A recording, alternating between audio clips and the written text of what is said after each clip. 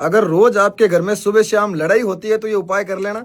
आपके घर में सुबह शाम लड़ाई भी नहीं होगी और खाने के समय जो आपके बहस होती है या फिर आपकी बात नहीं मान रहे हैं घर वाले या फिर आपके बच्चे, तो आपकी बात भी मानने लग जाएंगे। सबसे पहले तो ये सोचो कि सुबह शाम में ही घर में लड़ाई क्यों होती है, या फिर जब आप खाना खाने के लिए बैठते हो तब सबसे ज़्यादा आर्ग्यूमेंट होते हैं, लड़ाई होती है और माहौल ऐसा होता है कि कोई ना कोई बंदा है वो थाली फेंक देता है या फिर इतनी बहस बढ़ भी जाती है कि मामला है वो संगीन हो जाता है। ये होता क्यों है?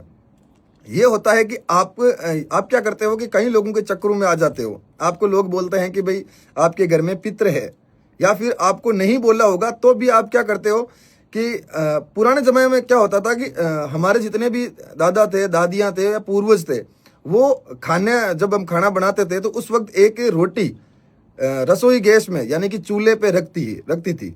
लेकिन अब क्या करते हैं कि हम एक्स्ट्रा खाना नहीं निकालते हैं और सीधा ही खाने लग जाते हैं। तो जो वो रोटी निकालती थी पहले, वो अब नहीं निकालने के कारण लड़ाई होती है। तो वो पहले जो रोटी निकलती थी वो निकलती थी हमारे पूर्वज, जो भी हमारे देवता हैं या फिर पितृ हैं या फिर सकारात्मक जो ऊर्जा बोलते हैं हम, उनके लिए।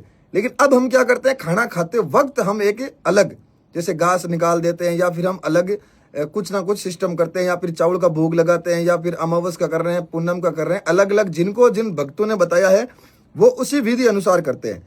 लेकिन वास्तव में करना क्या था, जो एक पुरानी हमारी सनातन की एक पद्धति थी कि जब भी बहन बेटियां खाना बनाएंगी तो एक रोटी पहले ही वो चूल्हे पे रख देती थी, ताकि सारे लोग खाना खाने के बाद में वो रोटी गाय या कुत्ते को दे देती थी।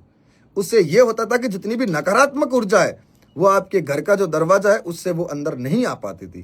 परंतु अब भगत बोल रहे हैं आपके पितर है, तो हम क्या कर रहे हैं कि चूरमे का भोग लगा देते हैं फोटो के सामने। हम क्या करते हैं कि भाई एक खाना निकालते हैं और फोटो के सामने रख देते हैं, या फिर जो अपने पानी का स्थान होता है वहां पे रख देते हैं, या फिर छत के ऊपर रख देते हैं।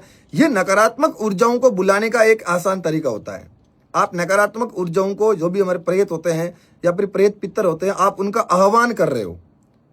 अब आपको करना क्या चाहिए, ज्यादा कुछ नहीं करना चाहिए। जब आप खाना बनाओ, खाना खाने से पहले एक रोटी लो और उसको चूल्हे पे रख दो, या फिर अगर आपका मिट्टी का चूल्हा नहीं है तो गैस के स्टोर जो आपका वो चूल्हा है गैस वाला, उसके पास रख दो। खाना खाने के बाद में या खाना खाने से पहले घर से बाहर जाओ और कुत्ते या गाय को आप खिला दो। ये आप पाओगे कि आपके घर में जो लड़ाइयाँ हो रही थी वो मिट चुकी है, क्योंकि जो भी लड़ाइयाँ हो रही थी वो पितरों के कारण हो रही थी, प्रेतों के कारण हो रही थी। अब जिस श्वान को आपने खाना खिलाया, जिस गऊ को आपने खाना खिलाया है, वहां पे उसकी सौगंध लग जाती है।